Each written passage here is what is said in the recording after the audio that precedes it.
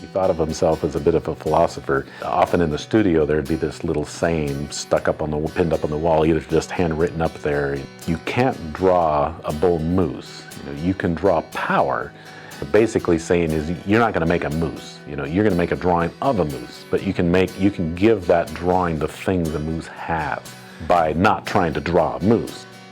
He was a phenomenal artist and a very wonderful person. He was very intelligent. He had a full head of hair, and he had glasses with heavy rims, and he had a big beard.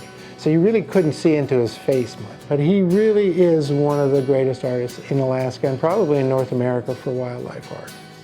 As an artist, he totally immersed himself in it. I mean, time went away completely when he was working on art. I mean, to the point where 8 hours would go by and he's like, it was an hour. It's like, no, that was all day.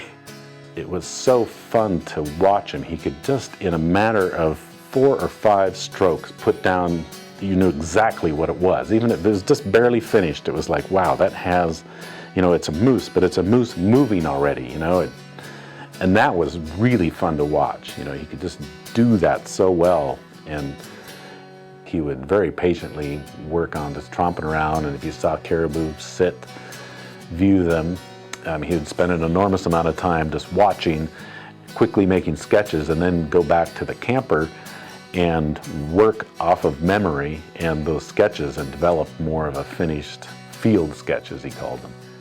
His field sketches were preliminary work in the way that he understood the natural world.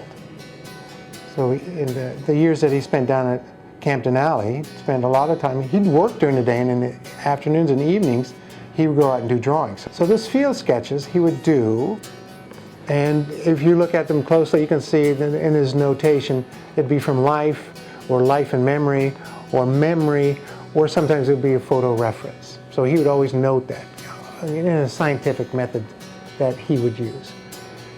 So his field sketches were the basis for later work. It might be illustration, it might be for a painting later, or for sculptures that he did, but it was the foundation for the work that he built on. Those field sketches are truly unique, and they're a treasure. There's no question about it. The resting grizzly statue really was an inspiration of Wally Cole.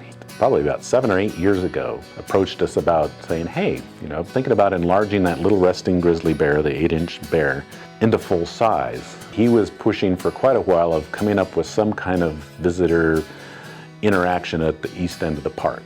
And then this being the 60th year my folks came up, it seemed like, well, we've got the mold for this bear. It'd be fun to put one that's going to be viewed a lot less often, but it's kind of a testimony to Bill and his art, and also nature and camp and their mission, and that's why it seems so nice up there in Cranberry Ridge. But I would easily imagine him as somebody that would start using his art in a much more evangelistic, naturalist way. Some way of saying, this stuff isn't going to be here forever. And I think he would have loved to encourage more people to have seen these things so they could look at it and go, wow, this is what they look like. This is what they do. It isn't just a drawing of a picture of a Dall sheep. It is a Dall sheep that's been, viewed and looked at and represented on the paper. How he'd like to be remembered, I think, somebody that was helping that cause, helping the park kind of protect what's there, showing people what's in it, making that popular so then people would have an idea of what's out there and what we stand to lose if we let the parks go or don't create more parks.